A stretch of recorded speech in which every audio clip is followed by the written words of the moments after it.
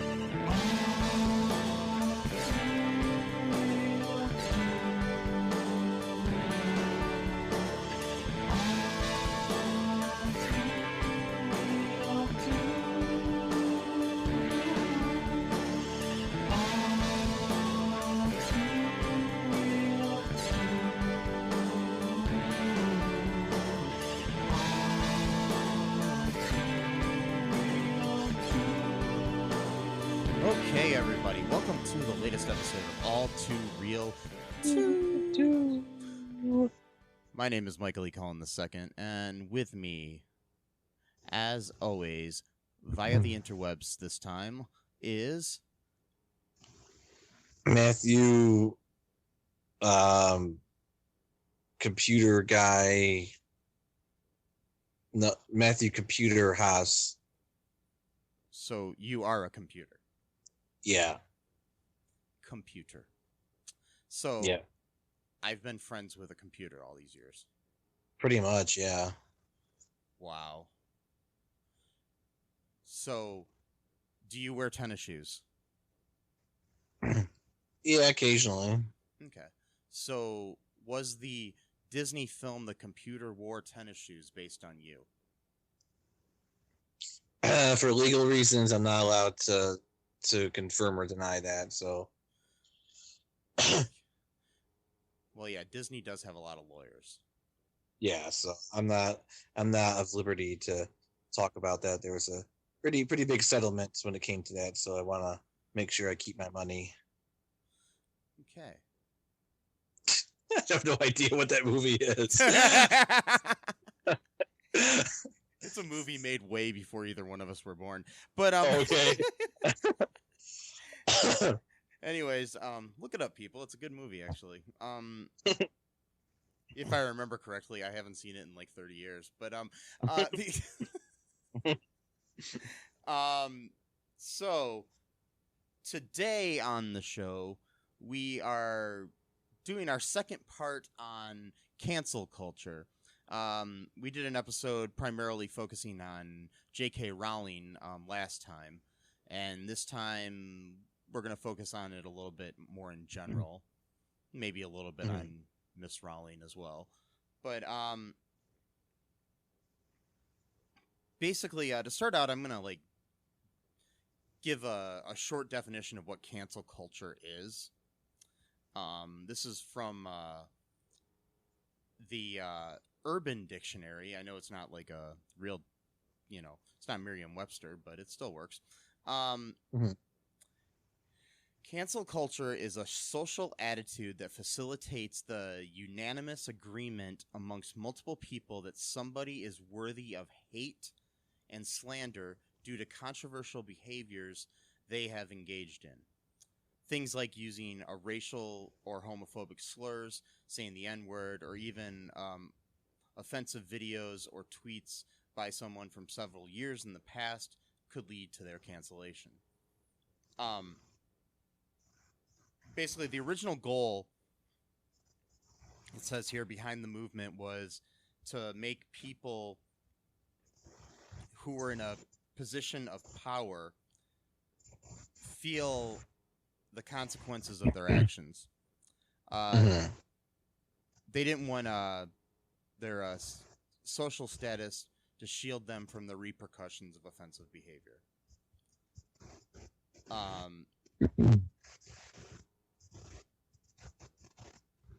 Basically,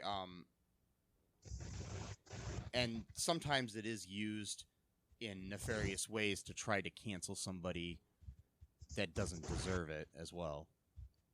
Yeah. So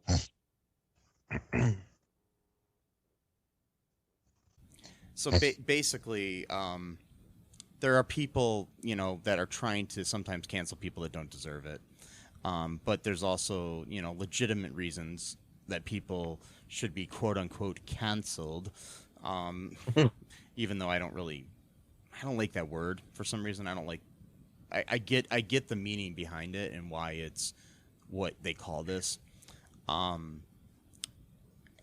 But I mean, most of the time I think it's just, it's not as fun to say something like, people are being held accountable for the ramifications of what they've done. Right. Yeah.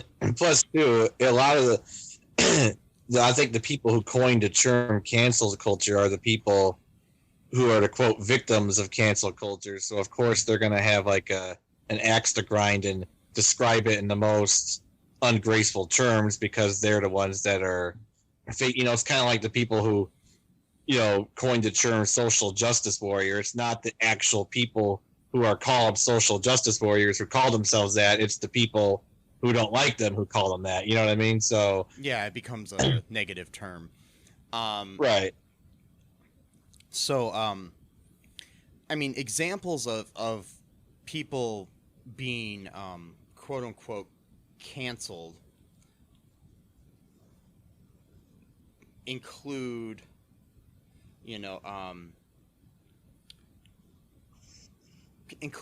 people like R. Kelly, for example.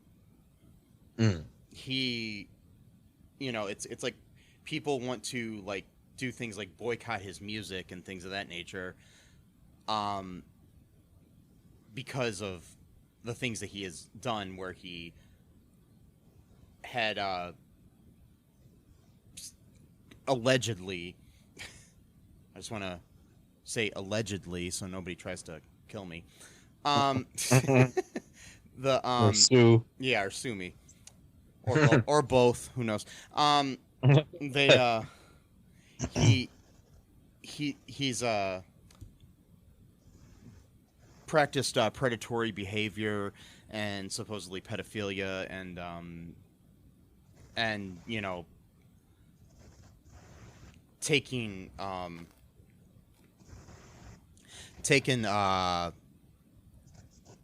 women like hostage basically and stuff like that, or not hostage, but hold them. What was the word I was looking for? Like held them prisoner basically. Yeah, and basically almost started like a cult. Yeah. So in something like that, it might be a good thing not to allow that person to release more music. Just saying, that's an example. Yeah.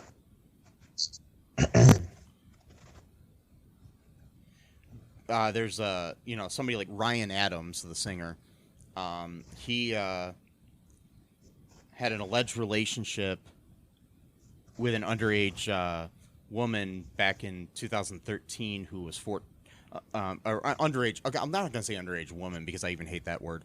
A girl who was 14 years old, a child, a child. Right. And so then certain things happened to him where he wasn't able to release music and stuff like that, which was quote unquote cancel culture. There's comedian Shane Gillis last year was announced as one of the new cast members of Saturday Night Live And then the same afternoon of the announcement, news broke that Gillis had a history of making defamatory comments about Chinese Americans, LGBTQ people, and women during episodes of his podcast with fellow comedian Matt McCusker, called Matt and Shane's Secret Podcast. SNL decided to fire Gillis before the season even began, saying we are not aware of his we were not aware of his prior remarks that have surfaced over the past few days. The language he used is offensive, hurtful, and unacceptable. We're sorry that we did not see these clips earlier and that our vetting process was not up to our standard. Some comedians defended him, saying that he had a right to his free speech and everything, which he does. He can say whatever the hell he wants.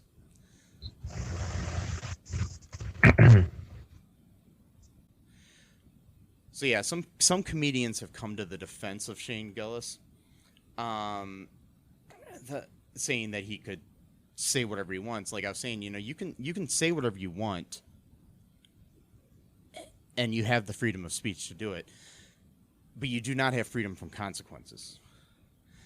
That's the main thing people do not seem to understand when they have their arguments about freedom of speech, because they're all like, oh, whatever happened to the First Amendment? The First Amendment still exists. It's just a private corporation or company like SNL or something like that can fire somebody even before they started working, because of the actions that they have done. It's like anybody can do that. I mean, you can even be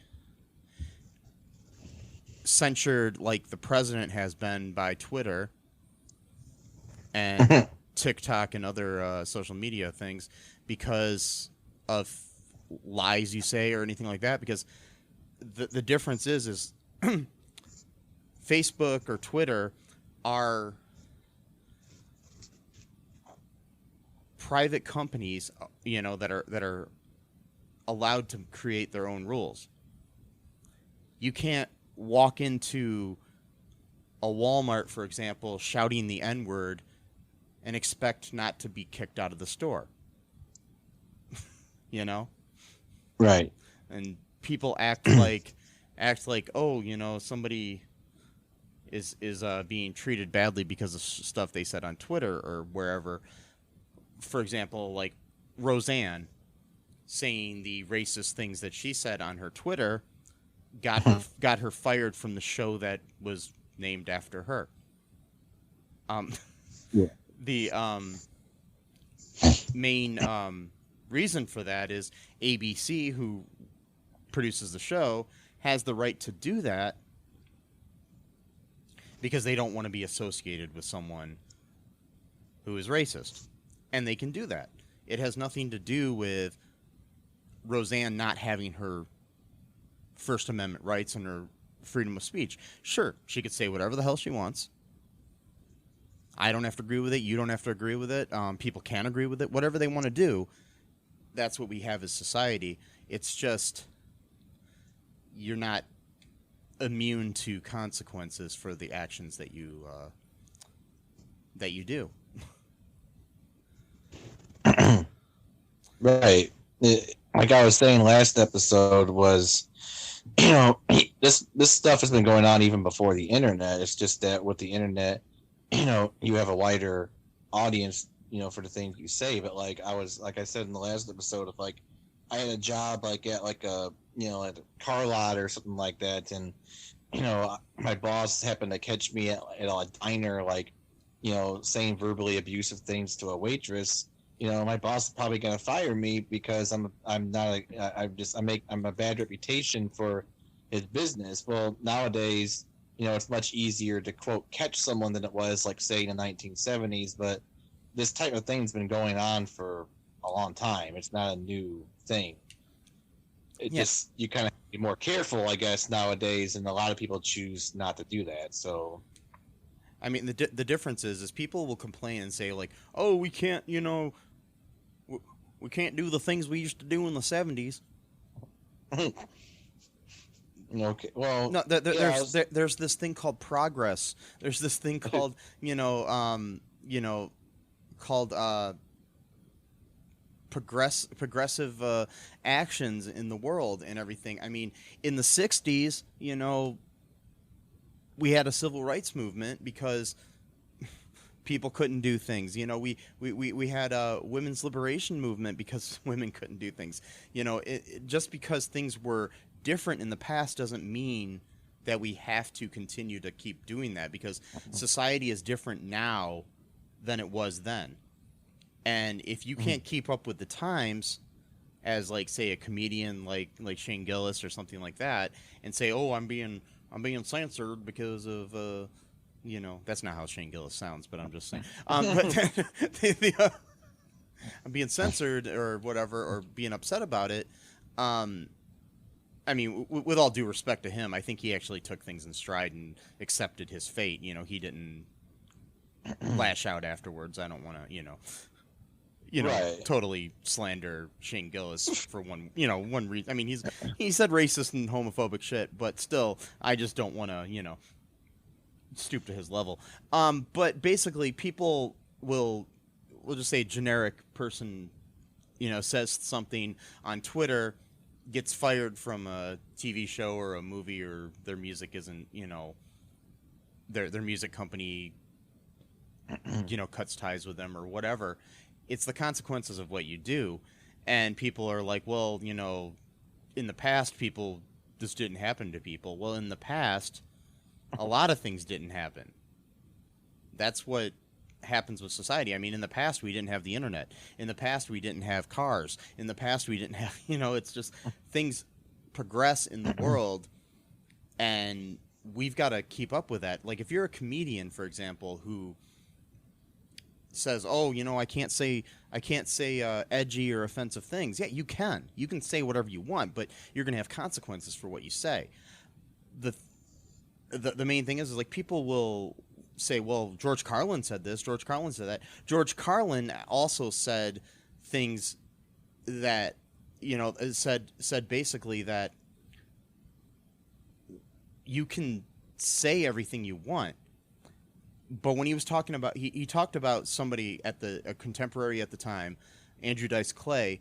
He said basically, he was saying something, I'm just paraphrasing here because I remember reading this quote a while ago, that basically what Andrew Dice Clay does is push down on people below him.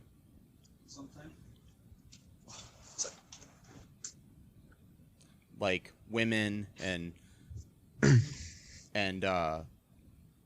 minorities and things of that nature. He pushes down on them, people that are below him in society, whereas George Carlin pushed up at the government and other people like that. It wasn't. There's a difference there when it comes to that type of humor, and he was basically saying that what Dice Clay was doing was bullying, whereas it wasn't edgy humor, Mm-hmm. I don't know. So basically, I mean, those are some of my thoughts here right now off the top of my head on cancel culture. I don't know. What do you got going on in your head there, Matt? Well, I got a lot, because it's a pretty nuanced conversation, and I got a lot of different, just a lot of different interpretations and stuff. Like I was saying earlier, I think the term cancel culture how I feel about it depends on who's using the term and for what purpose, and I think that changes a lot of how I feel about it. So, for example, if J.K. Rowling is claiming that she's being canceled because people are criticizing the words that she says, that's not really. I mean, you've expressed some ideas into the marketplace of ideas, and other people are responding to said marketplace of ideas. So there's no canceling going on. It's functioning as it's supposed to function, i.e. as a marketplace of ideas. If she's trying to say that she wants to corner the market and not have a free market and have a sort of planned economy of ideas, well, then that's not really free speech. That's a sort of Soviet Union type of planned economy when it comes to ideas, where she wants to say what she wants to say and other people get to agree with it. That's not really free speech. Sorry. So, and also too, just if a lot of people disagree with you all at once, that does not also mean you're being canceled. It just means a lot of people happen to disagree with you. Is you're the one that decided to have a controversial opinion. Well, that's one of the consequences of having a controversial opinion, is that you're going to have a lot of people who don't agree with you. So it's really no way of getting around that. So if she's saying something like that, I don't really call that cancel culture. But like I do think it's interesting in the sense that, and I've noticed this too, just in the political environment, like in like the more extreme you go, like in right wing and left wing, is that it's almost kind of the opposite of like religion, for example. So like religion basically teaches, like, if you sinned in the past, you come to God or whatever, or not necessarily God, but it's like you come to like your spirituality, like you're forgiven for what you did in the past. Whereas, so there's not the concept of like eternal guilt, like you did bad things and you want to rectify your behavior, you want to do better, you're forgiven for those actions, and you'll still have to try to make basically right the wrongs or whatever, but it's not your guilt's not going to be just attached to you for forever. Whereas it does seem like with people like on the very, very far ends of the left wing, and I'm not talking about liberals I'm talking about like really, really far hardcore left wing, there does seem to be this attitude that like you are forever like guilty, like there is no way to redeem yourself. And I do think that is very harmful psychologically, my opinion. Yeah, I mean the thing is, there's a difference between somebody like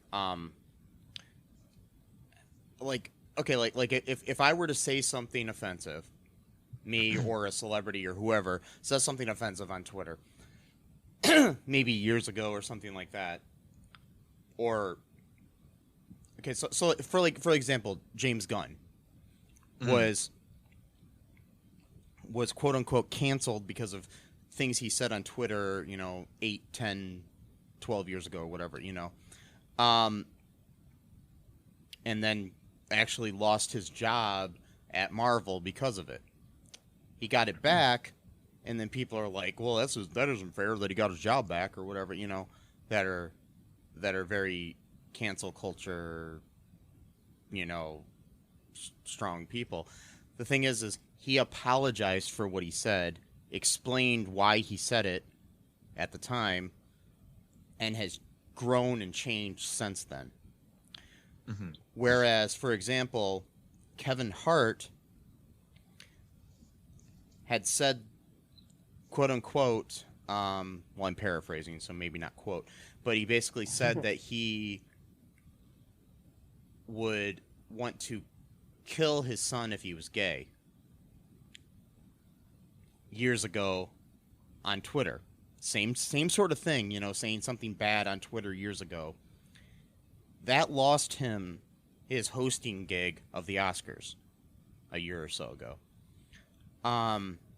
The Oscars and people asked him to apologize, and he refused to. Mm-hmm. Whereas James Gunn apologized. There's a difference between those two scenarios. Neither one of them have lost or were quote unquote canceled either, because both of them still have successful careers. Even James Gunn, if he would have not apologized, before he fully apologized and explained everything, he was already hired by DC to direct the next Suicide Squad movie. Right. So it wasn't killing his career.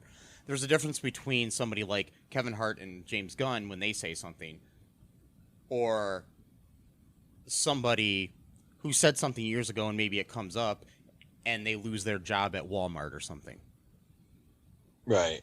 Because that can destroy somebody's life, whereas I'm assuming James Gunn and Kevin Hart have good savings accounts, and Yeah, that's a really good point. That's why I think a lot of this stuff is really interesting. I mean, it kind of reminds me of the people, who defend like billionaires when like they have like maybe $5 in their savings account. It's like you're going to battle for people who already have it made. Like they're living in castles, you're living in like a hut. Like work on yourself. People don't need defending. Or the people who complain and say, well, the people on welfare are taking all my money. No, the big corporations are taking all your fucking money and not paying taxes on shit. The Jeff Bezoses of the world are taking all your money and then not paying taxes. Right, and plus too, but then again, I belong to Amazon Prime, so whatever. Okay. Right. Well, I do too. I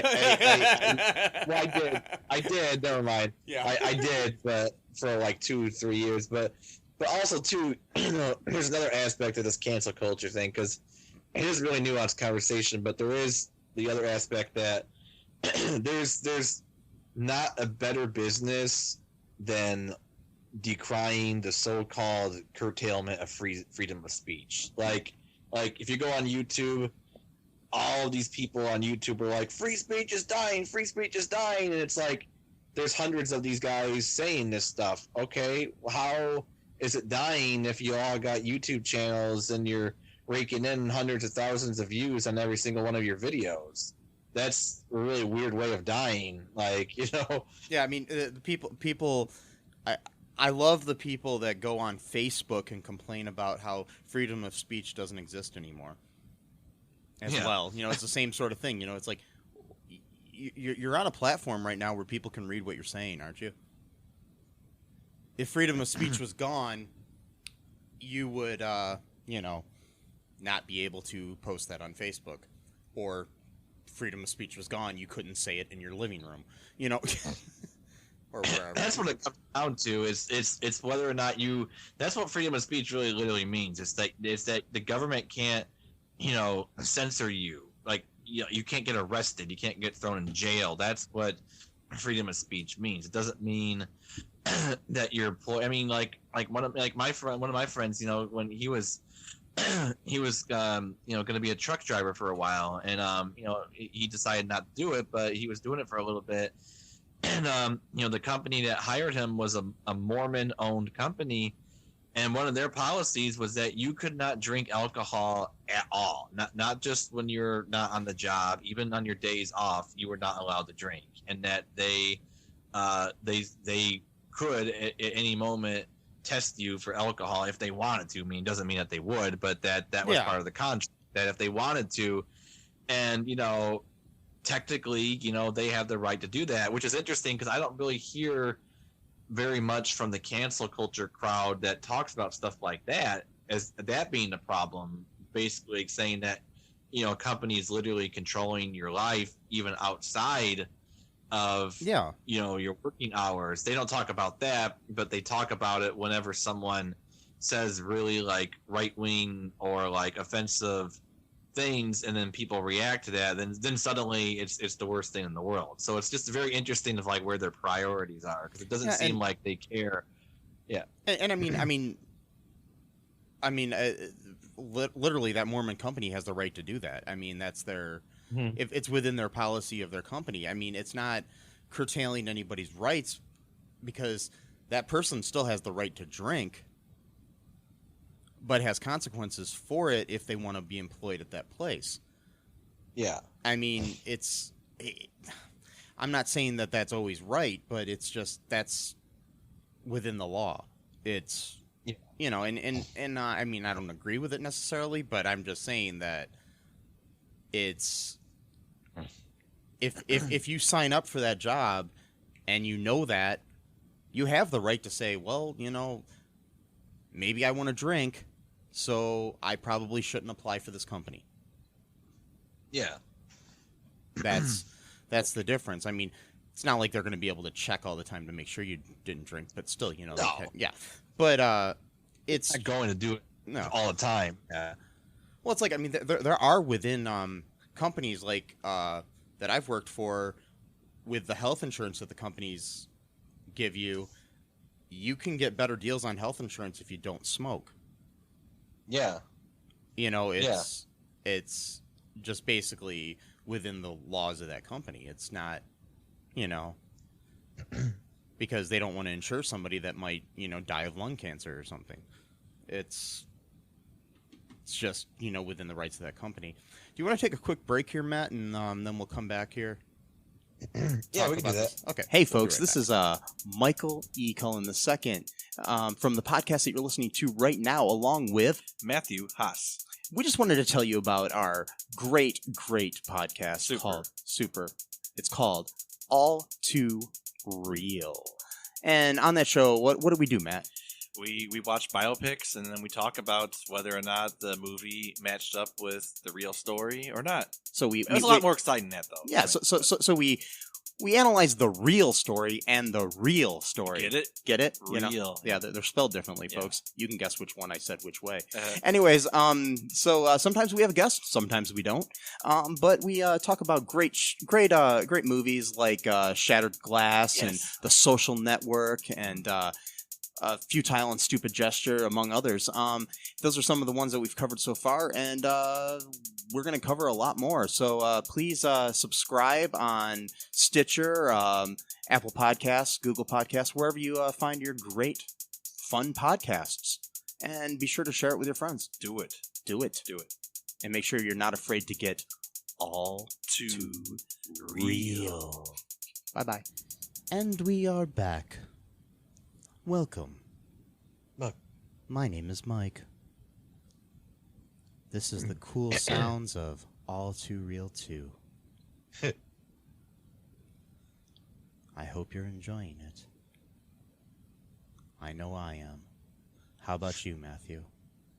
It's very soothing. It's like have like a nice little ocean wave sound in the background or something. Would be nice. Like a seashell, yeah. So, back to cancel culture. Yeah. So, Stuff.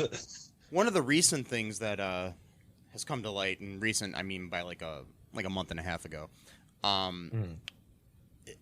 Matt and I both watched the TV show The Flash, which you would know because we've done an episode on here about the Crisis on Infinite Earths.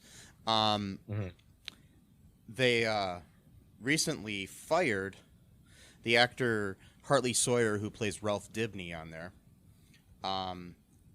for tweets in his past. He has apologized for those tweets, but they were containing misogynistic and racist references. The statement from the CW was that Hartley Sawyer will not be returning for season 7 of The Flash.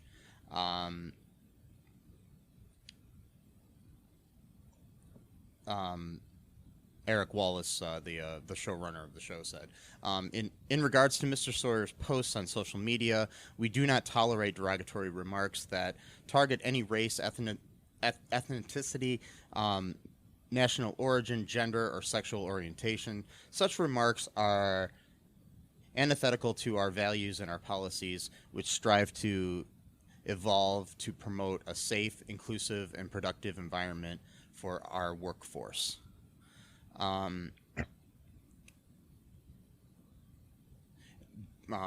Lead actor on the show, Grant Gustin, had come out and said that he was shocked, saddened, and angry when he saw the tweets, and then he said words matter.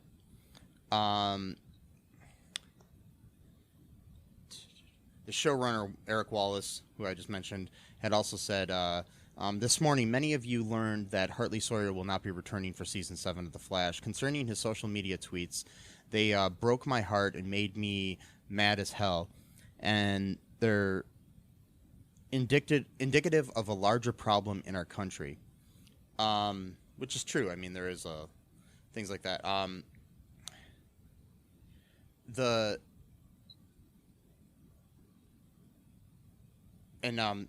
last week, or not last week, but as this was written too, there was also other things like we've mentioned before about Kevin Hart and then Shane Gillis and Roseanne and other people that have been fired or censured for their actions or whatever.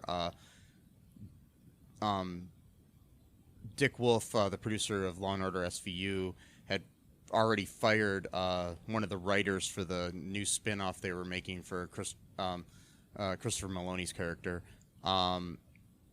This guy, Craig Gore, for he had posted a photo of himself on social media holding a weapon and threatening to light up looters if they came near his property. Yeah. So basically, words and actions matter.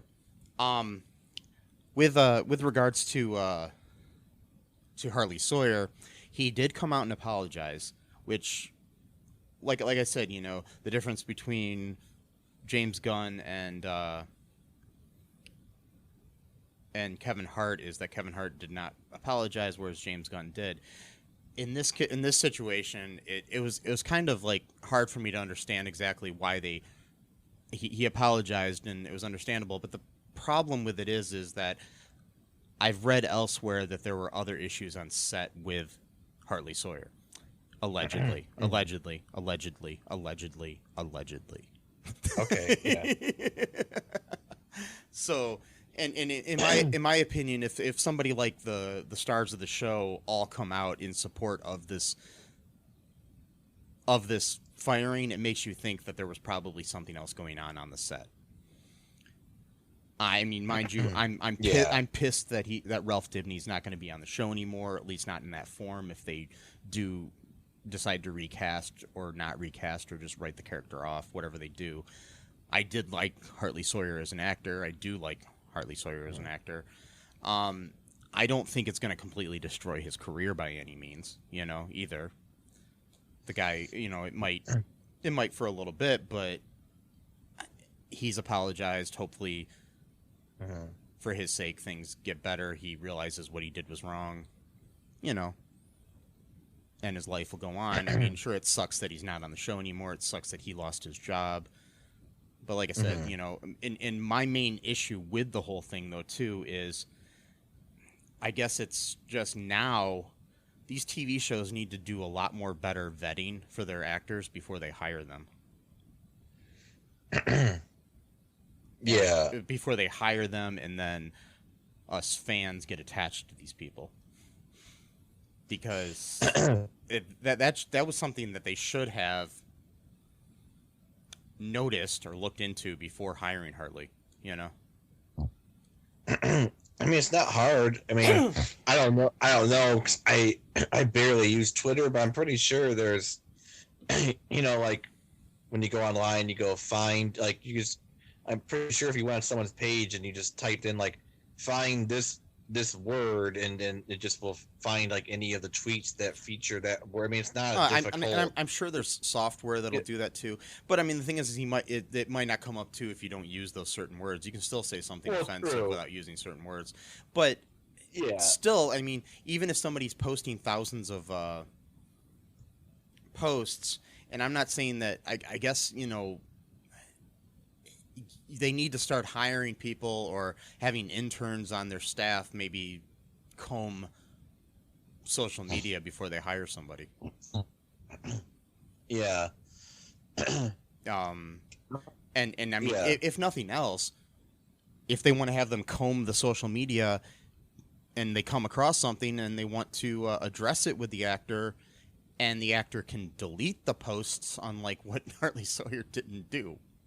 Right. That's the other thing. Is my thing is if it comes to light, because the thing is, once it's on the internet, it's on the internet. It's even if you delete it, because you can always find it somehow. But the thing is like my problem is when these people. I know that I guess you're not always thinking about stuff you posted 10 years ago or 5 years ago or 2 years ago or whatever.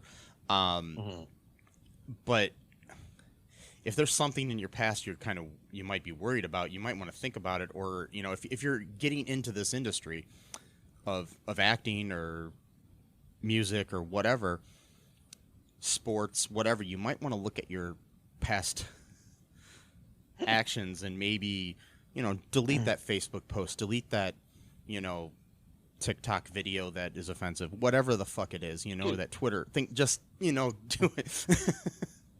To be honest, I mean, Yeah. it doesn't excuse the tweets, but to be honest, when I read a lot of those tweets, especially a lot of them seemed like they were like at like 2 or 3 in the morning. They sound like he was drunk when he wrote them, which doesn't excuse them. But that could be why we may have forgot that he even did it. Like he was drunk when he went to bed, and then, you know, like, yeah. But like, my thing is though too, I would, you know, you can police yourself too, though. I mean, you could. I've posted things that I've regretted on Facebook and then deleted them. Nothing. Yeah, me too. Nothing. It's never. You know, I just want to clarify. It's not been anything racist or homophobic or whatever. It's been usually, you know, something like where I'll post a vague post or a vague book sort of, you know, post, right, where it's like basically something where I'm going through some depression or something, and I post something where it's basically like, you know, my life sucks, blah blah blah, and then I think about it later and I'm like, yeah, that's gonna make people think I'm just a depressed person all the time, so I delete it later. Or if it's a news article that I find out is not really true, that's a big one. I've done that too. I delete that, you know. or a meme. Sometimes I have posted it. My issue is the people that keep those up. That's the problem, you know. People, right. You know, you tell somebody that something is wrong, and they continue to, you know, let it sit on their page. Yeah. Like, yeah. See, I'm kind of torn on the Hartley Sawyer thing, and it is partially selfish because I love Flash so much, that show, and I love that character so much, Ralph Dibny / Elongated Man, and so it is partially a sort of a not a totally objective opinion. You know, there's emotions, you know, that are involved, and I just wonder though at some time, like if there can ever be a cutoff year, like how far, like, so if someone says something 25, 30 years ago, like how far do we take it, basically, is what I'm starting to wonder sometimes, because, like, you know, I don't know, like, I just wonder sometimes about that kind of thing, where it's like with J.K. Rowling, for example, she's currently doing stuff. It's not from 10, 12 years ago and she changed her mind. These are her current beliefs, and she's, as of this moment right now, still typing those things out on Twitter. You know what I mean? Or like Roseanne when she was fired. Those were the things she said about Valerie Jarrett. She said currently at that time. You know, it was like, right, and she's not showing any sense of changing her opinion. And if in fact it's actually digging in deeper, like, you know, Roseanne especially, she was doing that. Or the Shane Gillis SNL situation where they found these. That's the other thing too. They should have vetted him better too, and they actually admitted to that, you know, in their statements and stuff. But like the stuff he had said on his podcast. But then again, you know, I don't expect somebody to listen to every episode of a podcast, except for all of the listeners that are listening right now. You should listen to every episode. No, anyways, but his the things in his podcast were just like months prior to him being hired. Okay. It wasn't like years ago, like he started the podcast 10 years before that or something. I mean, I don't know when the podcast started, but these episodes of the podcast where he was making these insensitive comments about Asian people and other things were just mere months before he was hired at SNL. You know, it's just... So it's the same thing as with Roseanne, where it was a concurrent thing, or with J.K. Rowling. And I understand. I mean, the things with Hartley Sawyer too. I mean, I think there's more to it. That's my main thing. Is it's not come out completely, but this is just my speculation. Nothing that I've read or know, or anybody that I know told me any of this. It just seems like he may have been difficult on set too. Yeah, okay, yeah, that makes sense. So, like, this could have been, like, the quote-unquote excuse. Not really excuse, but just... Or the straw that broke the camel's back sort of thing, you know? It's right. just... Yeah, it is. And to be clear, I read most of the tweets, and a lot of them were really bizarre, weird stuff. Like not even... Like, I've dealt with people who are into, quote, edgy humor or whatever, but, like... I read one of them. I don't remember exactly what it was, but it was like something like him saying like, one of my favorite hobbies as a teenager was like abducting homeless women and cutting off their breasts. Like, that's not even edgy humor. That's just like really depraved. Like, it's not even funny. It's right. not funny at all. It's really sick. It's yeah. So like I can understand even like that being 10 years old of like someone reading that, like, you were like thinking of that stuff like 10 years ago. That's kind of weird. Like, why were you like, why did that thought come into your mind? Like, even at any age, like, or any year, not just this year or last year. I mean, if you're writing a horror movie and that's the motive of your killer, that's different, but it's not something you just even tweet. Still, that's just whatever, or I mean, I'm sure there's killers. I know there's killers out there that have done that, because I've listened to a lot of true crime podcasts, and a couple of them I've listened to that's actually happened. But but that's just out of context completely on Twitter makes no sense whatsoever. If he was writing a screenplay, sure, but keep that in your fucking screenplay. Don't put it on Twitter. Right. Yeah. Don't put your screenplay on Twitter, but then don't let it be known that it's an actual screenplay and not just your own personal thoughts or whatever. And you see, like the thing is, like with stand-up comics, for example, too, a lot of them now are testing out material on Twitter. Whereas before they would test it out in the club. And so sometimes things aren't completely fleshed out, so they're not going to be funny. He's not a stand-up either, so I'm not, saying that. But like, somebody like a random stand-up might just post something funny that comes to their head on Twitter or Facebook and get, try to get the responses from it to see if it works, and then they'll add it to their routine. But that's kind of dangerous in my opinion. Well, because you don't have tone, right? Because you don't know that they're joking. Whereas, like if you're at a nightclub or a comedy club or even a big stadium or something, and somebody is saying something, it's different. And I mean, with all due respect too, I don't think what Kevin Hart said was right at all, but who knows, maybe the tone that he would have said it in concert would have been different than what he said on Twitter. I'm not defending him, but I'm just saying that, it's not good for somebody like him or anybody else to put something out on Twitter. That's the problem with the written word. We read into it what we want to. Mm-hmm. It's the written word is like art of any kind. Like if I look at a painting, I might see something different than what you see from it. The same thing with written words. There are certain things. I mean, certain things are just exact. Like if you say something like, "I love pizza," that just means you love pizza. It doesn't mean anything else. And I'm not trying to reference Pizzagate or anything here too. Let's change that. Let's change that. I love Pop-Tarts. And like if you just say I love Pop-Tarts, that basically means you like Pop-Tarts. Yeah. But, you can take something that is maybe edgy humor and it's different, on the tone, but there's also the thing, like I said, with this thing that George Carlin had said in the past about how you're pushing down on people is not really good humor. When you're making fun of marginalized groups, that's not really humor. That's just bullying. Yeah.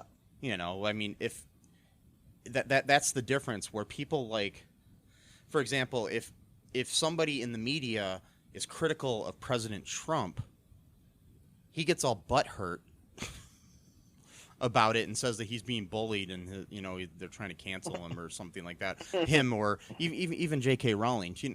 The fact is, but both of those people have a lot of power and money. Right. It's and what she's doing, for example, J.K. Rowling is attacking a marginalized group of people with when she's attacking trans women. Mm-hmm. It's she's one of the richest authors ever, probably the richest. I mean, her books have sold more than like almost as much as the fucking Bible.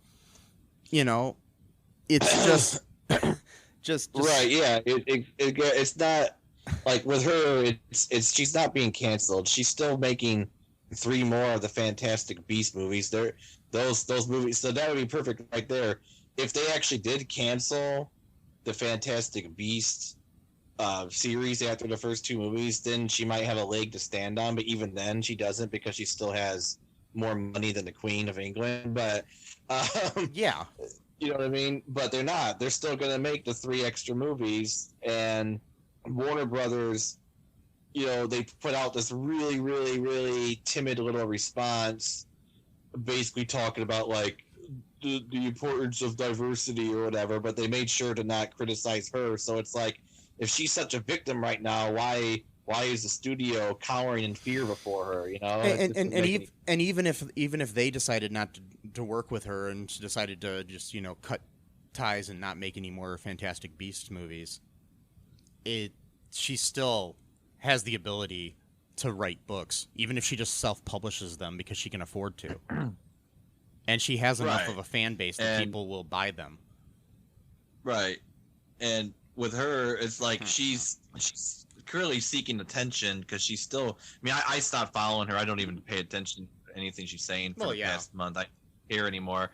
But she's clearly trying to, just get keep people paying attention to her. And, one of the recent things she said was that allowing transgender children to transition is like a new form of, quote, conversion therapy, which is one of the most disgusting things that she could say, because conversion therapy is literally where a child says that they're gay and the parents say, no, you're not gay.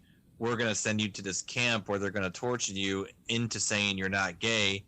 And she's saying that parents who accept their transgender children is the same thing as doing that. Like, wow. Basically the exact opposite.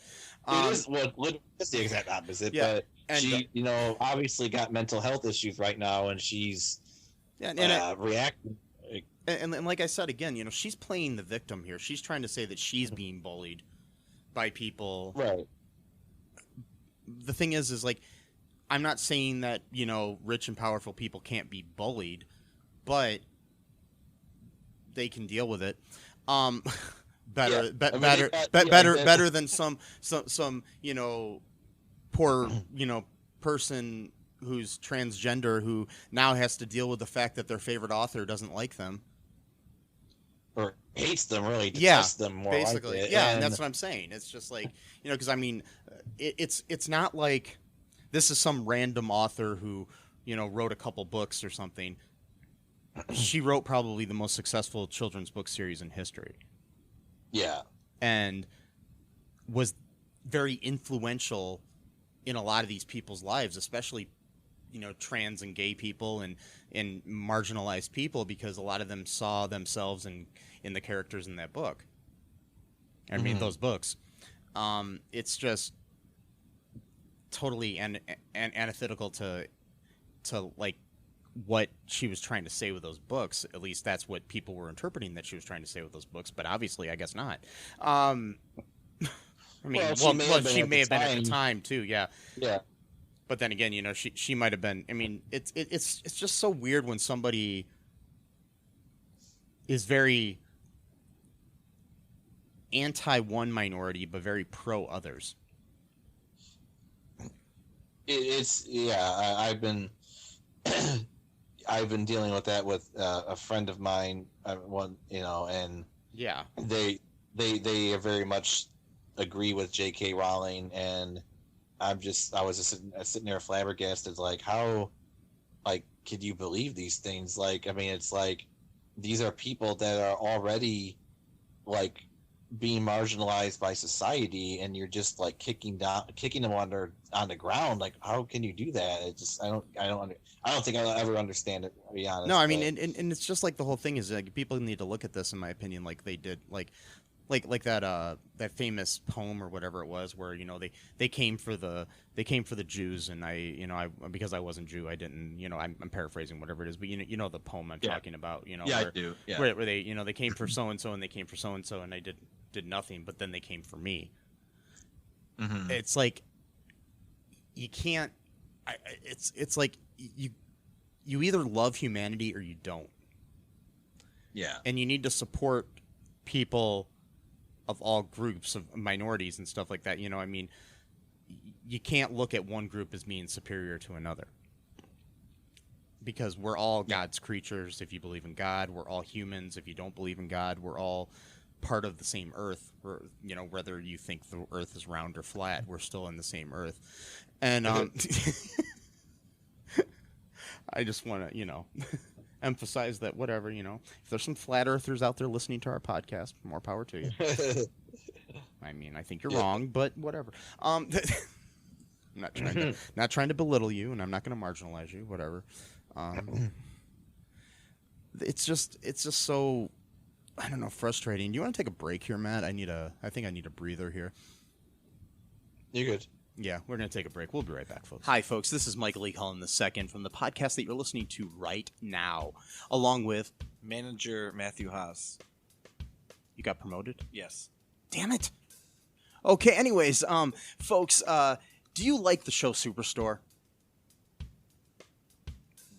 Well, I don't know. I asked the folks and nobody's answering me. Because they're not here. Oh, but we love damn it. Yeah, we love it, though. Okay, folks, if you like it as much as we do, you're really going to like the Super Story podcast, which is a podcast where Matthew and I go episode by episode and give our little opinions and thoughts on it. Sometimes we have guests, sometimes we don't.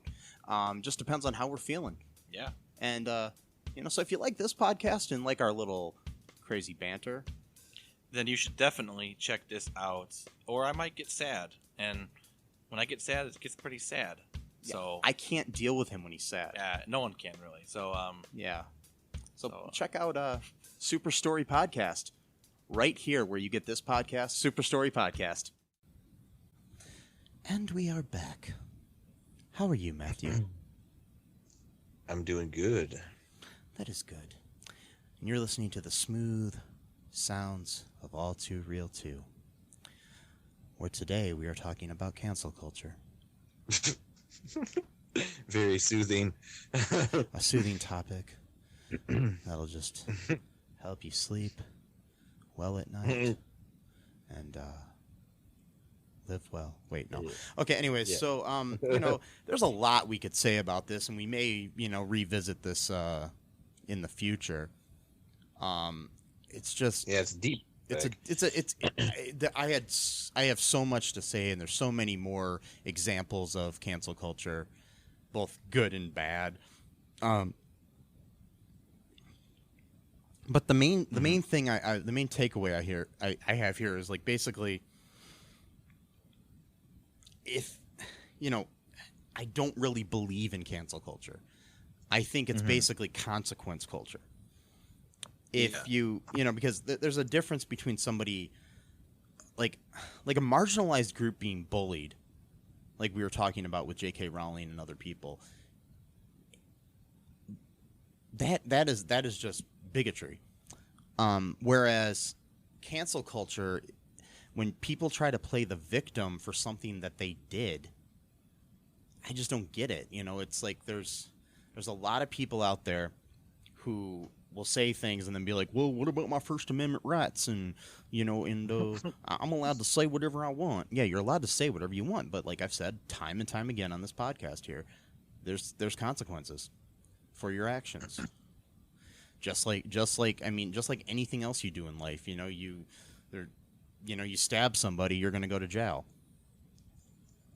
You say something bad, people might not like it. And I mean, and then there's people that are trying to call everything cancel culture. Like, oh, the Washington Redskins are changing their name. That's cancel culture. Right. No, that's called progression. And the thing is, they've been petitioning them for decades now. It's not like it's been some new thing. Like they've been constantly for 10, 20 years trying to get them to change the name. It's not all of a sudden, And it's like, why are people so upset about Aunt Jemima? my syrup lady's gone. It's like I don't know. I won't be able to have this fake syrup on my pancakes anymore because it doesn't have a black lady on it anymore. Mrs. Butterworth. Sorry, I got it wrong. Yeah, Mrs. Butter. Yes, they got Miss. Yeah, and plus she ain't really black. She's clear. I mean, Mrs. Butterworth is, yeah. But Aunt Jemima, she's that black lady on the pancake box and in the stuff. She's a nice old black lady, and no. She's a racial stereotype. The aunt, the term aunt and uncle, like on Uncle Ben, is aunt and uncle is what they would call former slaves and current slaves, so they didn't have to call them Mr. and Mrs. or Mr. and Miss, because they refused to call them that because they thought of them as lower class people or not even people sometimes. Right. And also too, a little bit of self-deception. By calling them aunt, uncle, they could tell themselves that, oh, well, I'm a nice person. I call them aunt, uncle, therefore I'm not a racist. So it's a little bit of both, And I mean, it's the thing. Like I'm not 100% sure on this, but like a lot of African American people I know, when they refer to someone older than them, they will call them Mr. or Mrs. Like it'll be like Mr. Matt. Mr. Matthew, Mr. Mike, or I've noticed that a lot, and I think that has a lot to do with the fact that they're trying to emphasize the fact that they don't want to be called aunt and uncle. Right. It's, I mean, if anybody has any information about that, I don't know for sure, but I've just noticed that a lot, and I've never thought about it until this whole Aunt Jemima thing came to light. And I read more about it, and it's just weird that was what made me think of it. Well, it is interesting, because you got the only two black, mascots. The only word I could think of for those products, uncle and aunt. But like for example, Mr. Clean's called Mr. Clean, not Uncle Clean. Yeah, that's true. So. and he's a I don't know. I guess he could be offensive to like pirates. I don't know, or guys, bald guys that wear earrings. I don't know what. Bald white guys, yeah. Guys that look like Yul Brynner. I don't know what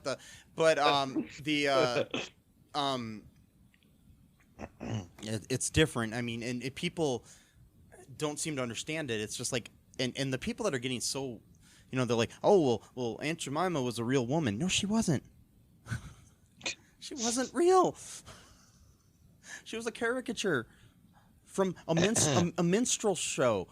So was Uncle Ben, and so it's like it's like the whole thing too is like people are upset. Well, they're changing my Splash Mountain to that black princess lady.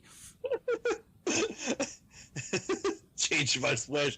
Yeah, Splash Mountain comes from. Super Common Brothers has a great video about that. Like, I've seen it. Even get made because it's like it has almost nothing to do with the actual movie itself that it came from. Well, actually, I know why it was made. Okay. Here's the thing. I think it was stupid that they chose. There was other movies they could have chosen at the time. Okay, so there was this. This is a little aside here, folks. Just some information that you might if you like Disney at all. Okay, so there was this ride at Disneyland called America Sings. It's not like it was like more like a show or whatever with animatronic animals going through the history of the United States. And these characters were designed in the similar style or by the same artist who designed the characters from Song of the South. And, but there's no connection whatsoever to it. So that ride was closing to be replaced by something. And they had all these extra animatronics, and they needed something to do with them.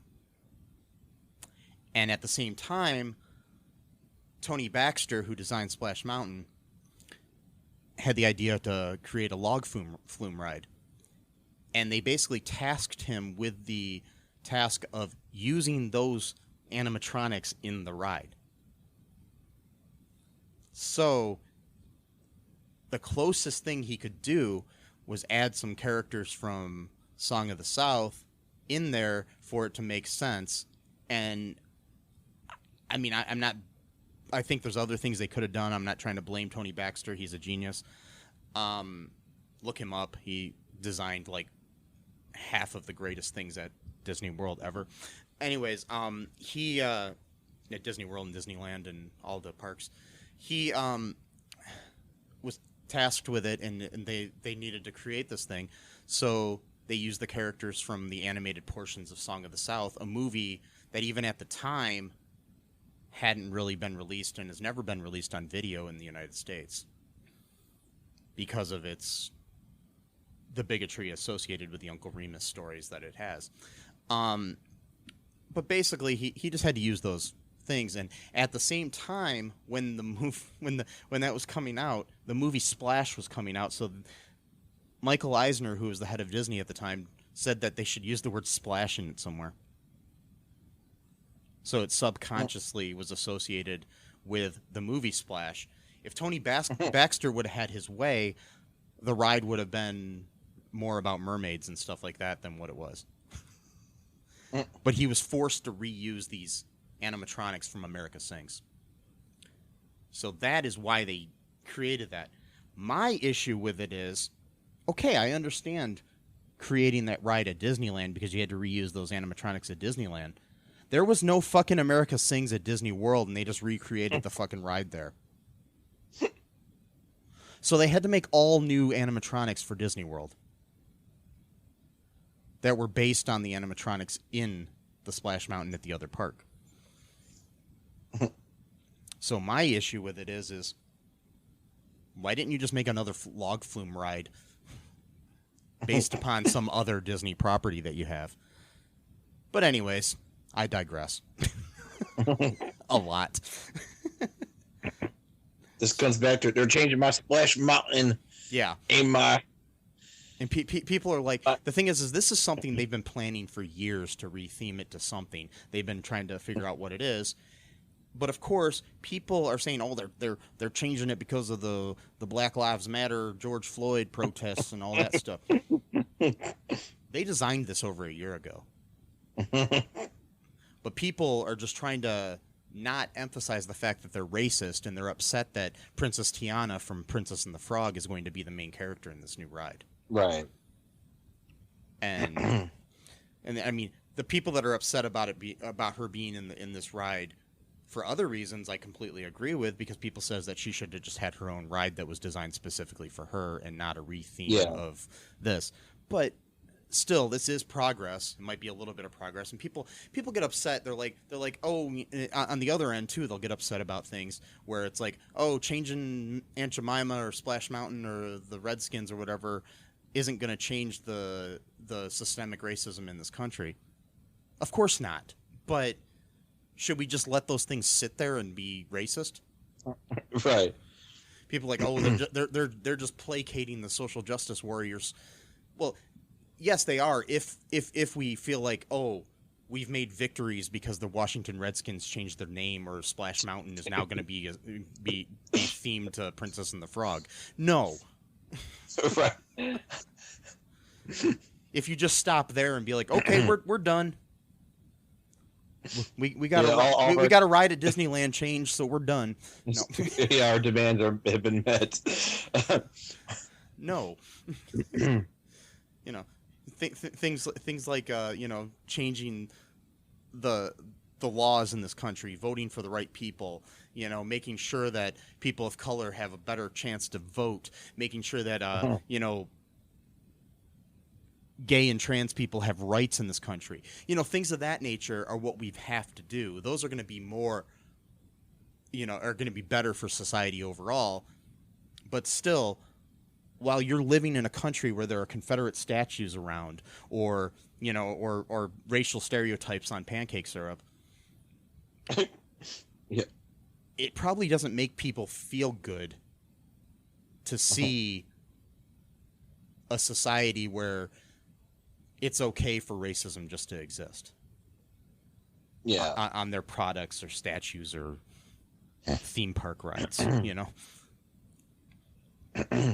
It's pretty, yeah, it's really like that. And it's not just the United States too, like in China, you know, they still have restaurants where it's like a blatant caricature of like a minstrel show as like the mascot like the or actual, something. Yeah. or like yeah, like the bill on the building. And Yeah. they would have like toothpaste that like has like the N-word as like the actual label of the toothpaste, and just like, And it really wasn't that long ago in this country that we had the same things. right, yeah. And It's just people, weird. it's funny that, like, okay, people understand that we got rid of all of these restaurants and these labels and stuff in the past, and that was okay, but because somehow Aunt Jemima and Uncle Ben slipped through and still were around, and maybe they weren't as offensive as some of the previous ones, it doesn't mean it's okay for them to still exist. Right. That's what it comes down to, is like, another thing too I was going to say earlier, before I forget, is that like, I really hope that, you know, white people, and, you know, since I'm a white person, I'm allowed to talk about other white people. No, but it's this idea that just because a black person agrees with you on something doesn't mean that you should like tout that person out to be like almost like a mascot or an extension of yourself, and hide behind that person like, oh well, a black person said it, so I'm in the clear. Because it's like, the thing is, it's kind of like the whole aspect of like, I'm allowed to talk shit about my family, not that I do, but, you know, I mean, you're allowed to talk shit about your family, but I'm not allowed to talk about shit about your family. You're not allowed to talk about shit about my family, type of thing. So it's like, Exactly. there are internal arguments going on within the black communities, and that's not for us to get involved in like, oh, I'm gonna take this guy's side. That's not our argument. That's for them to flesh out, you know. It's also a sad thing that, like, in this country, when a minority does something or says something, good or bad, it's supposed to represent all of that minority group. Yeah. But if I do something, it doesn't represent all of white people. You know, like if there's a, you know, like Candace Owens does not represent all of black people. There are different points of view when it comes to black people on that end. Or like the people that are saying, well, what about all the black on black crime? Yeah. Why is it that when a white person kills a white person, it's not called white on white crime? Right. It's or like, you know, when 9/11 happened, all Muslims were supposed to apologize for the actions of 9/11. Right. And it was never enough. It was, No. I mean, you could keep apologizing for ever and ever and ever. And But why should one Muslim have to apologize for the actions of another? I don't have. Right. I mean, Jeffrey Dahmer killed and ate people, and he was a white man. Do I have to apologize for him? Right. I didn't kill and eat people. Charles Manson was a cult leader, and Yeah. Timothy McVeigh, you know, blew up a building. Does that represent all of Christians? No. You know, it's just, it doesn't, you know, technically Adolf Hitler was a Christian. Does he represent all of Christianity? No. right. You know? Well, they'll say, well, he was more of a blah blah blah, but no, he still Mm-hmm. use the church to help bolster his, power base and stuff. And that's the funny thing is, it seems like a lot of times with white people and Christians specifically, and I'm not trying to downplay Christians, that whenever somebody does something bad that is part of their society, no, they don't represent all of us. Right. But if a minority does something, oh, look at all those so-and-so people, they're doing that. It's like, Yeah. it doesn't make sense. And that's kind of circling back to that. That's kind of what reminds me of like all the transphobia stuff, is that there does seem to be this idea that like, because there may have been one transgender person. Again, you gotta understand that mental illness isn't always genetic. Sometimes it's environmental. So if you're part of a group that has so much stress being put upon it, that can itself manifest into like mental health issues. So that right there is already an indication that there's a problem going on. Yeah. And so like, you might get like one or two transgender people who have got mental health problems, and they'll say like weird radical shit, and then you get these people like J.K. Rowling and other people that will jump on that and then be like, oh well, this, because I remember one person, and to tell you the truth, I don't even know whether to believe this is even really a transgender person themselves that even said this, or was just someone pretending to be transgender and then saying something crazy and then go, oh, look what these people are saying. Because again, I dealt with that after 9/11 with all the anti-Muslim stuff, so that's not a new tactic to me. I've seen it for 17 years or 18 years, where someone will pretend to be a Muslim and say something really, really messed up, and then go, oh my God, look what these people are saying. So anyway, I digress. That's a whole other argument. But like, so, the person that said was, oh, well, they were feeling frustrated that, a lot of people don't want to date transgender people, so that the dating pool, a lot of non-transgender people don't want to date transgender people. So the dating pool then becomes basically, you can only date other transgender people then, even if you want to expand. And some people are fine with only dating their own group. That's fine too. But some people want to have the option, at least, to not have to do that if they want to do something else. So and then it became like this whole thing.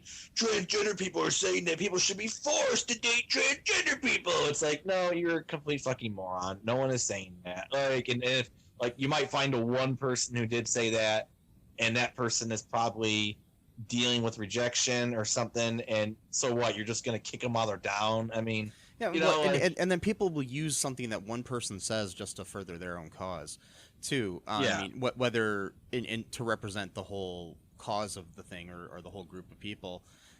It's like I keep seeing these posts on Facebook that say Facebook doesn't want you to say that Jesus Christ is the Son of God. Right. Like, okay.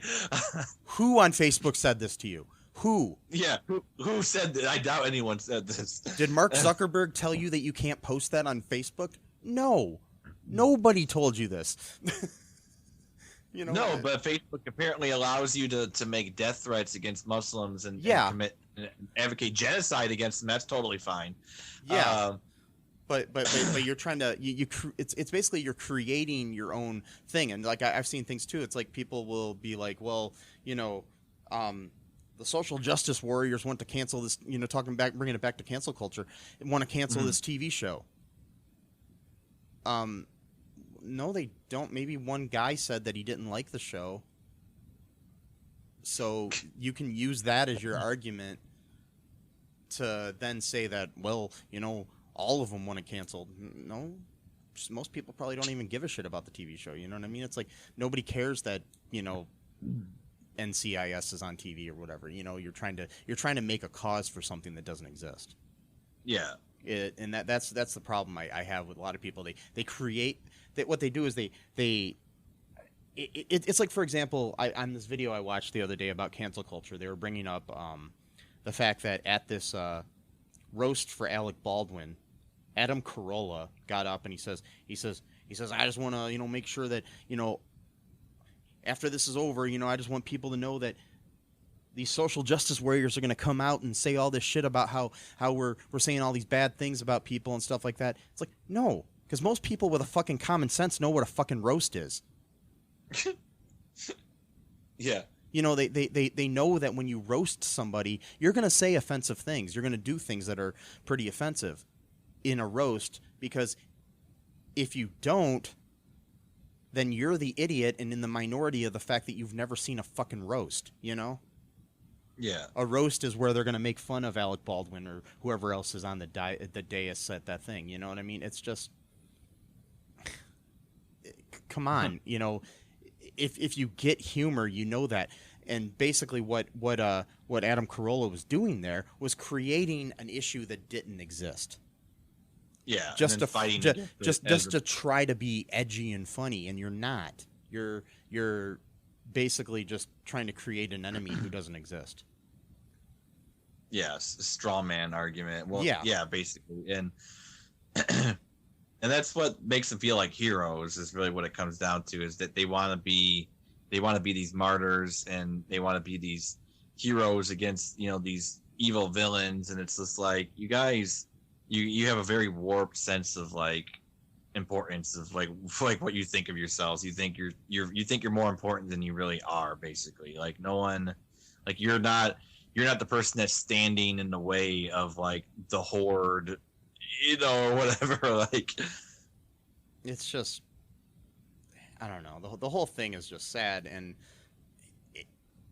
we just need to realize that people are more alike than they are different in certain ways, and evil people are trying to use people to pit against each other, like, trying to tear us apart and make us see that, point out our when you're pushing down on people that are minorities and try to blame them for all the issues in this country or in the world, or things of that nature. It's just, you gotta sit back, realize we all bleed red, and if we don't, we're an alien, and then, fuck those aliens. I'm joking. No,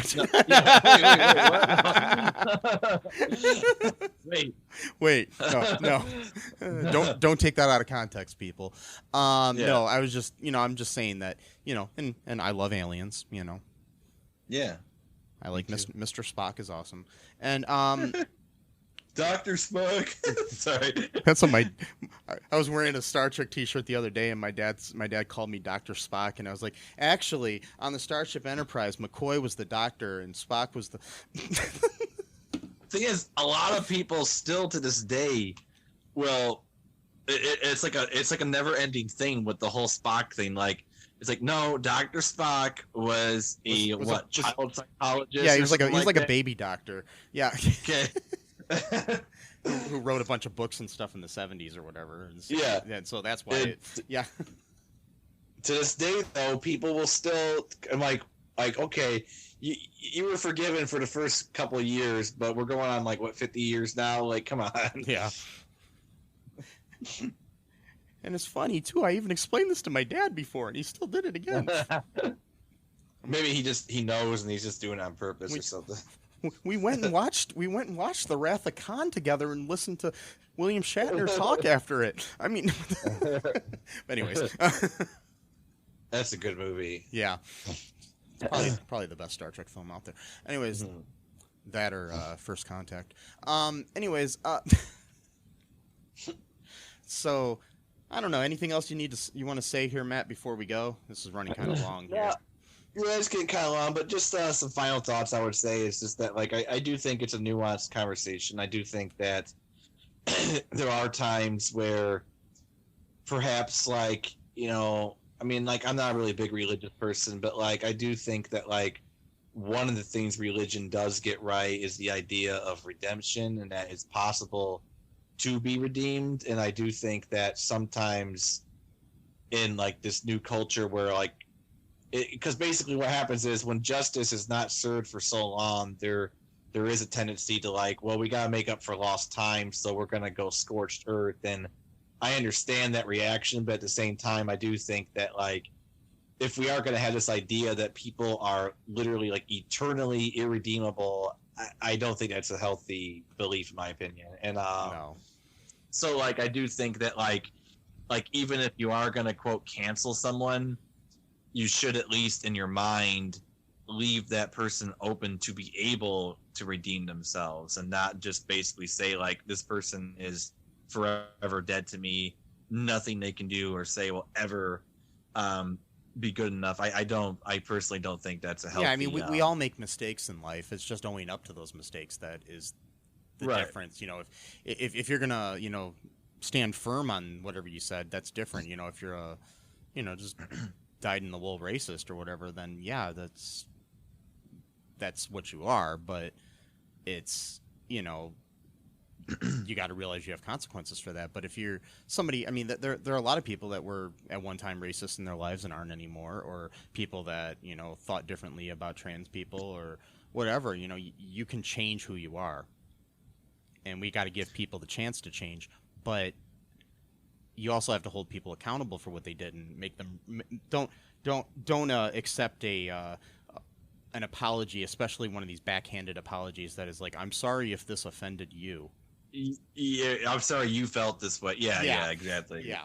And plus, forgiveness doesn't necessarily mean then that that person doesn't have to right any wrongs either, depending on what they did, how severe of what they. So, for example, J.K. Rowling, you know, right now is causing a lot of harm to trans people in the world. She might not think she is, but objectively speaking, she is. I mean, just a few weeks ago, a Republican senator quoted her in his argument to basically roll back rights for not just trans people but for gay people too, which is one of her arguments for hating trans people, is that she's trying to protect gay people. Well, an anti-gay person is using her now to go against gay people, so Yeah. even her they're backfiring against her so-called intentions. I mean, and in a lot of those laws, you know, that are just civil rights laws in general are intertwined for all minorities, not just the ones that you're trying to push forward.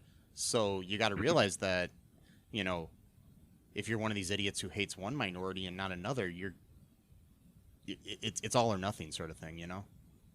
Yeah, exactly. It's because it's kind of like, you know, I know it's kind of a weird example, but like like like the situation like Baha'is in Iran, like, so like for a while I did not really like it when the Baha'i institutions would like say we're not going to be political, but only when it comes to Baha'is in Iran will we ever say anything political. But like someone said something to me once that made sense to me. He says, well, you know, again, this person was being diplomatic, and they're like, yeah, I could see where you're coming from. So they kind of took me off the defensive, you know, like, and says, but try to look at it like this way, like Baha'is are like the lowest of the low in Iran. So it's like, if you could secure Baha'i rights, then everyone else is going to be better off because of that. Like, you know what I mean? So like, Yeah. And that made sense to me. In a way, it does. I mean, you know, so like, it is kind of like, Well, it's like the whole Black Lives Matter thing where people respond with all lives matter, where they don't Right. understand that all lives don't matter until Black Lives Matter. And it's not trying to say that Black Lives matter more or whatever. It's that Black lives just matter. what was it? Yeah, there was a dude, the guy who was the guest on Behind the Bastards when they did the Behind the Police, and he was saying something like that. Propaganda was his name, or I think so, yeah. He was saying like that's like the lowest bar there is. Like literally, like Black lives just matter. Like we're not even talking about rights. Yeah, Or there's civil rights. We're just look up Michael Che's Netflix special called Michael Che Matters, and okay. it's he has a whole thing about it, and it's just basically my favorite part of it is at the end of his little part about the all lives matter, because at one point he just says he does say the whole thing, and that might be where Prop got it. He just basically says we're not looking for anything extra, we're just looking to matter. Right. And then he says people don't try to be racist. They hit you with that slick shit where they say all lives matter. they're not coming right out and being racist. But you know, the thing is, it's like he says around 9/11 next year, he's gonna walk around with a shirt that say "All buildings matter." Right. Yeah, see how that works out for him. Yeah. Because all countries Yeah. matter. 4th of July. You know, why are you paying attention about America? All countries matter. yeah, because he right before that he also says something. I mean, I'm paraphrasing what he says, and just look up the special. It's a great special overall. But he says something. You know, it's like it's basically that. You know, there's you know, it's like, oh, slavery, that was like, you know, hundreds of years ago. You know, get over it. Civil rights, that was decades ago. Get over it. Police shooting, that was a couple weeks ago. Get over it. Right. But 9/11, never forget. Right. Yeah. Exactly. It's just like, what? Ugh. This country is just and people fucked saying that sometimes. now about coronavirus. You know, so like what? I think it was like 3,000 people were killed on 9/11. Yeah. Okay. Well, that was really bad, but you know, so far almost 150,000 Americans have died of coronavirus. So that's like the equivalent of like 50 9/11s. Like, I mean, and, Yeah. and people are just saying like, it's live with it. You know, it is what it is. Well, it's only a small percentage of the humanity that's dying. Exactly, or the country. And like I Yeah. was saying before on Facebook, I really do think that like it would have to be a number of like 10 million people dead in America for people to really take it. But even then, you would still have the Rush Limbaughs and other people that would be like, well, that's only 3% of the population. I mean, 97% is fine. That's a huge number, you know? So And it's like people are just still being stupid. And I mean, this is something I'm going to say to our listeners, and I don't care if this pisses them off. Wear a fucking mask. Stay No, man, my Constitution. It's just so fucking annoying. People are like, you know, it's like, okay, so this is just a diatribe here about this. You know, we're running long. We might as well run longer. Anyways, the like the other day, it was a few weeks ago on the 4th of July. I posted something that just says, "COVID isn't gone. Wear a mask." I got attacked by people saying, "You can't tell me what to do." They don't even work. And all this other shit. And so I looked at my posts on my page. Right before that, like a post or two before that, I said, "Hamilton is great. Everybody watch it." Or something of that nature. Yeah. Nobody attacked me for telling them to watch a musical. Right. So maybe I don't have as much power as they think I do. But, you know, I was just saying it'd be funny if people did attack, you know, me about the musical the way that they do about the masks. It's like, well, you know, musicals don't work. I saw an amateur musician on YouTube tell me so. Because that's basically how you sound when you tell me a mask doesn't work. Right. Because you did your own research. Because you found somebody that agreed with your fucking point of view, even though everybody else in the scientific community doesn't agree with your fucking point of view. Okay, I'm done. It's fine. You're okay, but it is interesting though because they're skeptical when it comes to actual scientists, and suddenly then they're free thinkers. But when it comes to YouTube conspiracy theorists, they believe everything else people say. So it's like, okay, so you're willing to accept blindly someone's point of view, but you're not going to accept it from experts. You're going to accept it from someone else. So it's like brainwashing is going to happen no matter what. I'm going to choose the least intelligent person to be brainwashed by, though. That's America in a nutshell. Yeah. Like, you know? But I'm the one who's a sheep. Yeah. Or a sheeple. yeah. So I don't know. Anyways, back to cancel culture. yeah. Cancel culture. If I could cancel COVID, I would cancel COVID. So I think we all would. Yeah. Yeah. Except for the people that don't believe it exists. Well, yeah. No, the people, it's all a hoax. Yeah, tell that to my friend's dad who died from it. But anyways, Tell it to my cousin I mean, he was already kind of sick to begin with, but COVID's what sped it took him along. up- Yeah. Yeah. Tell Yeah. that the Broadway star Nick Cordero or whatever his name. I just blanked on his name. But anyways, that died of it, and he was only in his 30s. It's like, yeah, Right. had to have his leg And also- amputated and then died. Right. And I don't know if it was from COVID or not, but there was a political guy named Michael Brooks who died a few days ago. He was only 36 years old, and his family they're not saying, but he said he died of a quote sudden medical issue. So I'm not sure what it would be, but I'm thinking Either way, in my mind, the only thing that would be a quote sudden medical issue that would kill you would be something like that. Well, or it could be a heart attack or something too. It could have been something, I don't know, but yeah, just like a lot Just of in people. fairness. Yeah, I know, because then people would be like, oh well, that proves my point because they're saying that anyone who died of coronavirus. That's what makes the number so high. No, yeah. So good thought on that to get to nip that in the bud from any idiots that would say that. Yeah. Anyways, do you want to anything else you want to say here before we wrap it up? I'm pretty good on canceling the cancel culture. Yes. I think our show podcast. is now canceled. Wait, no, it's not. Yeah. Well, no. This episode is. Yeah.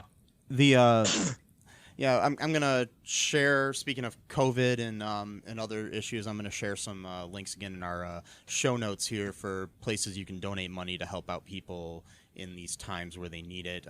Both for COVID and helping people be able to get out there and vote that have hard time getting to vote, and due to both the COVID and minority issues and things of that nature, plus some things that'll help out Black Lives Matter.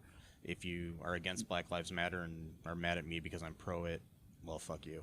And sorry, I'm just being honest. And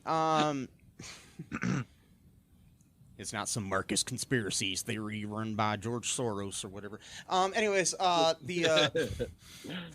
so check out our this on another note. If you want to keep the show on the air, check out our Patreon. Also.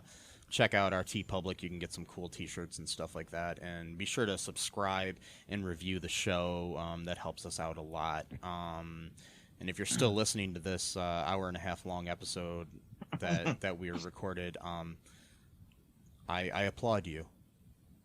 Yeah, so totally. And we love you.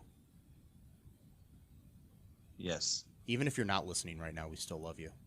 But you're not going to hear that because you're not listening.